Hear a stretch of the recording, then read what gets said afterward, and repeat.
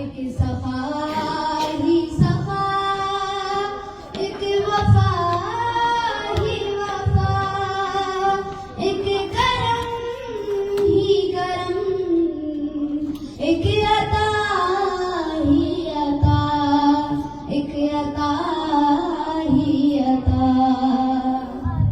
एक मोहम्मद का बेटा, एक ज़हरा की दुआ,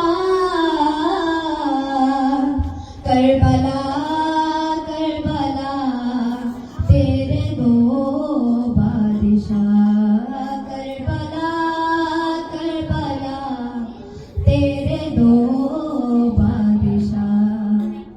He was the son of Asadullah, Hussein, master of Jannah. We love Hussein, oh yes we do. We love Hussein, oh the Shaheed, the greatest in history. That you will read, he showed us how to be free.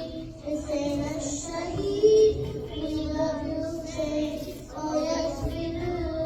We love Hussein, oh yes we do. We love Hussein, oh yes we do.